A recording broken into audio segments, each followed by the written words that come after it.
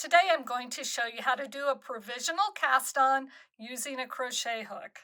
So this is our waste yarn here, which will be removed later, and you want to make sure it's a yarn that's close to the same size as your working yarn, but in a contrasting color. My working yarn will be this pale yellow, and I'm using red for the provisional cast on. So we start off with a slip knot. And we'll put that on our crochet hook, and then we'll just chain 3 or 4 stitches. This is getting ready for the provisional cast on. Now to do the provisional cast on, we hold our knitting needle parallel with the crochet hook. The working yarn is underneath, and we're going to reach across with our hook and pull a loop through. Then the yarn is on top of the needle. We take it and put it underneath. We continue this until we have the desired number of stitches. In this case, we're casting on 15 stitches. Okay, I think that's 14 and 15. We need to chain some more just to lock that on there, and I'm going to make this end visibly longer than the end at the beginning because this is the end that we need to take out.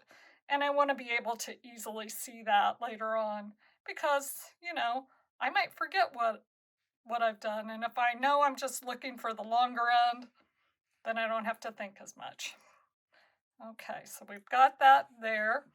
We're going to pull the yarn through, and we're not going to pull it super tight, but we just want to pull it through so that we can secure it.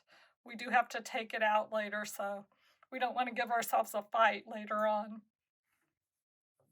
Okay, we've got our 15 stitches here, and now we'll start working with our working yarn. Okay, so we're going to knit the first row, and we'll just insert our needle as normal, and we'll knit across. I'm going to hold on to that working yarn with my left hand just to keep it in place.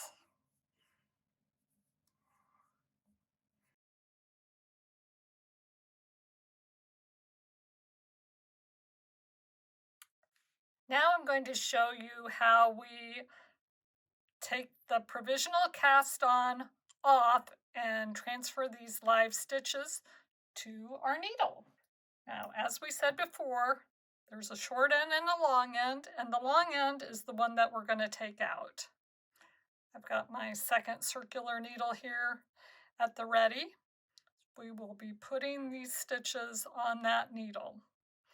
And these live loops here, there are one less than we cast on because those actually end up in between the stitches that we cast on. So we're going to just pull this out until we get to the first stitch, and we'll slip that on the needle. Now you can pull it out and then slip it on, or you can use your needle and just insert it in the stitch and pull it out. I like this way. I feel less likely to lose them that way. It's really not too hard. So give a provisional cast on a try. It really helps you out in situations where you either have to start knitting the other direction or graft the two ends together, or in this case, cinch the ends up to make a headband. Okay, so 2, 4, 6, 8, 10, 12, 14, and then we just pull that through. 14 stitches rather than 15. As I said, those loops end up in between the stitches.